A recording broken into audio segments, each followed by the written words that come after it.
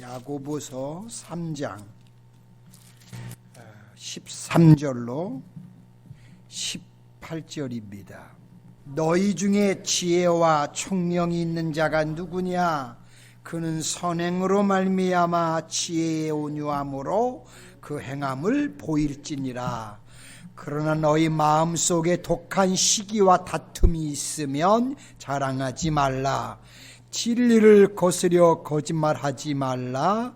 이러한 지혜는 위로부터 내려온 것이 아니요 땅 위의 것이요 정욕의 것이요 귀신의 것이니, 시기와 다툼이 있는 곳에는 혼란과 모든 악한 일이 있음이라. 오직 위로부터 난 지혜는 첫째 성결하고 다음은 화평하고 관용하고 양순하며 긍휼과 선한 열매가 가득하고 편견과 거짓이 없나니, 화평하게 하는 자들은 화평으로 심어 의의 열매를 거두느니라. 아멘. 오늘도 평안하셨고요. 네. 오늘 함께 봉독한 말씀을 통해 위로부터 오는 지혜라는 제목으로 같이 은혜를 나누겠습니다. 사실 지혜는 예로부터 많은 사람들의 관심을 끌어왔습니다. 지혜는 사람이 이 세상을 살아가는 동안 학문을 공부하는 가운데 또는 삶의 경험을 통해 하나하나씩 습득을 하게 됩니다. 뿐만 아니라 지혜는 우리가 이 세상을 살아가는데 좋은 안내자요 길잡이가 되기도 합니다. 그렇기 때문에 지혜는 모든 시대를 통해서 언제나 강조되어 왔습니다. 특별히 이 고대 철학, 헬라 사상을 보면 지혜의 집합체라고 해도 과언이 아닐 만큼 그 헬라의 사람들은 자기들의 사상을 철학이라고 불렀는데, 본래 이 철학이라는 말은 지혜를 사랑한다는 말입니다. 이것을 피타고라스가 그렇게 정의를 했습니다. 지혜는 뭐냐? 결국 철학은 뭐냐? 지혜를 사랑하는 거다라고 했습니다. 또한 지혜를 추구하는 민족으로는 유대인들을 들을 수가 있습니다. 구약시대에 솔로몬은 하나님께 지혜를 구해서 얻었던 인물입니다. 열왕기상 3장 9절 12절에 보시면 솔로몬이 하는 기도입니다. 누가 주의 임하는 백성을 재판할 수 있사오리이까? 듣는 마음을 종에게 주사 주의 백성을 재판하여 선악을 분별하게 하옵소서. 솔로몬이 이것을 구하매 그 말씀이 주의 마음에 든지라. 이에 하나님이 그에게 이르시되 내가 이것을 구하였도다. 자기를 위하여 장수를 구하지도 아니하며 부도 구하지 아니하며 자기 원수의 생명을 멸하기도 구하지를 아니하고 오직 송사를 듣고 구별하는 지혜를 구하였으니, 내가 내 말대로 하여 내게 지혜롭고 총명한 마음을 주노니 내 뒤에도 내 앞에도 너와 같은 자가 없었거니와 너와 같은 자가 일어남이 없으리라 라고 그렇게 하나님이 솔로몬에게 또 응답을 해주셨습니다. 그래서 지혜의 으뜸을 뽑으면 언제나 우리는 솔로몬은 그래서 뽑습니다.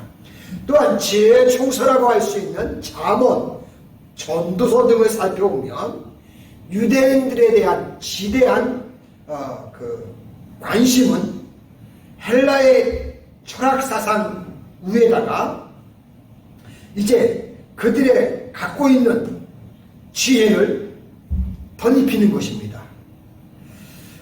그 당대의 유대인들의 지혜는 율법주의의 지혜를 공교하게 그들이 세우는 것, 그것이 최고의 그들의 관심사였습니다. 자, 그 결과 유대의 사상은 어떻게 됐냐면 급속도로 결국은 헬라화가 되고 말았습니다. 근데 문제는 헬라의 철학은 도덕적 지혜를 근거로 해서 세워졌기 때문에 유대인들이 가지고 있는 이 종교적인 지혜, 거기에 대한 도덕성, 종교성, 이런 것들을 결국은 모두가 잃어버리는, 그래서 공허하게 되어버리는 참 안타까운 지혜가 되고 말았다는 사실입니다. 유대인들을 보면 자기들의 공명심에서 지혜를 추구했기 때문에 행함과는 무관한 도덕성이 결여된 그런 지혜를 쫓았고요. 종교성도 하나님이 없는 자들처럼 행하고 그렇게 행동했기 때문에 결국 상실하고 말았습니다. 그래서 야고보 사도께서는 이제 이 지혜를 논함에 있어서 정말 참지혜, 거짓지혜, 이것을 구별을 그분이 하시면서 야고보 사도의 기준은 어떤 관념적인 또는 사색적인 그런 구분이 아니라 정말 그 지혜 안에는 하나님이 계시느냐 안 계시느냐, 하나님이 내재하시느냐 안 하시느냐로 그렇게 야고보 사도는 그 기준의 철칙을 정한 것을 보게 됩니다. 즉 야고보 사도의 구분은 세상적이고 마귀적이냐 아니면 하나님께로부터 오는 하늘의 지혜냐라는 겁니다. 자, 이런 점에서 신약시대의 지혜, 곧 야고보 사도가 강조하는 지혜는 어떤 지혜냐? 하늘의 지혜입니다. 이 지혜는 하나님의 구원을 체험하게도 하고요, 그 구원의 경륜을 파악하는 성도들에게 나타나는 구체적인 지혜인데 어떤 지혜냐? 이것은 구원의 지혜입니다. 여러분, 우리 기독교의 지혜는 하늘의 지혜이면서 동시에 구원의 지혜입니다. 우리가 이 지혜를 가질 수 있기를 소망합니다. 자, 우리 사랑하는 노스캐롤라이나 하나님께 성도 여러분, 우리가 지혜를 아무리 추구하고 아무리 많이 안다 할지라도 또한 그것을 행동으로 옮길 수 없다면 그게 무슨 소용이 있겠습니까? 야고보 사도는 지혜를 논함에 있어서 아는 바를 삶으로 행하여서 드러내야 한다고 그것을 강조하셨습니다. 그리고 그것이 곧 성도들이 하늘의 지혜를 나타내는 방편이다라고 일관성 있게 그렇게 주장을 하셨습니다. 자, 그래서 첫째, 먼저는 지혜의 온유함으로 행하라고 우리에게 부탁을 하십니다. 13절에 보시면 너희 중에 지혜와 총명이 있는 자가 누구냐? 그는 선행으로 말미암아 지혜의 온유함을 그 행함으로 보일지니라 라고 말씀하십니다. 이 말씀에 의하면 지혜의 온유함으로 그 행함을 보일지라고 했는데, 이것은 지혜로부터 나오는 지혜에 합당한 온유라는 뜻입니다. 특별히 이 온유는 일반적인 의미에서 노여움의 반대가 되는 개념이기도 합니다. 조금 더 설명을 드리면, 노여움을 완화하거나 정죄받는 사람에게 인정을 베푸는 등의 외적 행동을 가리키는 것을 온유라고 하는 것입니다. 하지만 우리 그리스도인들의 온유는 외적인 행동보다는 내적으로 평화롭고 친절한 것을 나타내는 겁니다. 즉 우리 그리스도인들은 이 온유함을 바탕으로 우리 자신이 내적 평화를 누리고, 또 그런 평화로움 가운데서 나타나는 이웃을 향한 친절함, 관용, 겸손, 용서, 이런 것들을 우리가 나타내는 것입니다. 사실 이와 같은 온유의 요소들은 하나님과 친밀한 교제를 통해 우리가 얻는 것들입니다. 자, 아담의 범죄 이후 죄인된 인간은 사실 온전하게 온유함을 나타낼 수가 없습니다. 죄와 허물로 죽었던 인간성은 어떻게 변했느냐? 시기와 질투와 분쟁과 또한 죄악의 폐역성만 우리 안에서 드러날 뿐이기 때문이었습니다. 자, 그런 가운데 예수 그리스도의 십자가의 사역으로 말미암아 하나님의 구원과 긍휼을 우리가 다시 덧입게 됐습니다. 그러므로 성도인 우리는 하나님 앞에서 나의 옛 자아를 부정하고 내밀한 교제를 예수님과 나누는 가운데서 이제 그분이 주시는 온유함을 우리가 얻어야 합니다. 물론 세속적인 사랑일지라도 제한적이지만은 온유가 남아있을 수는 있습니다. 나타날 수 있어요. 그러나 그것은 지극히 자기의 극기와 절제를 통한 제한적인 그런 온유라고 할 수 있습니다. 반면에 우리 그리스도인들의 온유는 죄 많은 지난 시간들을 회개하고 하나님 앞에 겸손히 나아갈 때 생기는 온유가 바로 우리 그리스도인들의 온유입니다. 그러므로 우리 그리스도인들의 온유는 온전한 성도의 성품으로 우리를 변화하게 합니다. 야고보 사도께서는 이렇게 변화된 온유함으로 이제 우리가 행하라고 하십니다. 즉 그리스도의 지혜로 말미암는 온유를 우리의 실생활에서 이제 나타내라는 것입니다. 저와 여러분들이 우리의 삶 가운데서 이렇게 그리스도의 아름다운 온유를 우리가 지혜 가운데 나타낼 수 있도록 저와 여러분이 날마다 힘쓰고 애쓰는 사람들이 되실 수 있기를 소망합니다. 두 번째는 세상적이고 마귀적인 악을 금하는 것입니다. 이것이 온유입니다. 14절로 16절에 오시면 너희 마음속에 독한 시기와 다툼이 있으면 자랑하지 말라. 진리를 거슬려 거짓말하지 말라. 이러한 지혜는 위로부터 내려온 것이 아니요 땅 위의 것이요 정욕의 것이요 귀신의 것이니 시기와 다툼이 있는 곳에는 혼란과 모든 악한 일이 있음이라고 했습니다. 지혜의 온유에 대해 권면한 야고보 사도는 지혜를 구하되 세상적이고 마귀적인 지혜를 구하지 말라고 권면하십니다. 세상적이라는 표현은 오직 멸망할 세상에서 통용되는 그런 제한된 지혜라는 말입니다. 또한 정욕적이라는 말은 세상의 지혜를 구하는 자들의 마음 상태를 나타내는 것입니다. 즉 세상의 지혜를 구하는 사람들은 그 동기를 보면 동기부터가 명예욕에 기초한 이기심이라는 겁니다.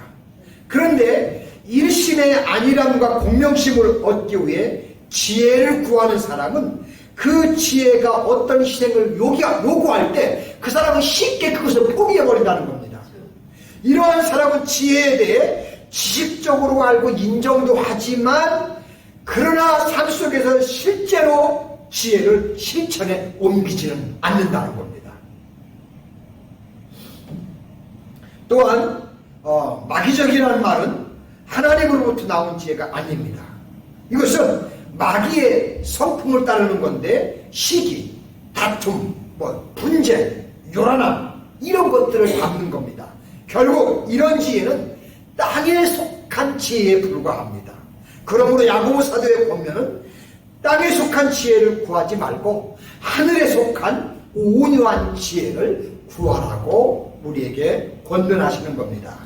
지혜가 세상을 사는 방법을 제시한다고 할 때 올바른 지혜는 분명히 올바른 생활을 낳게 할 것이고요. 반면에 마귀적인 지혜는 세상을 더욱 악하게 할 뿐입니다.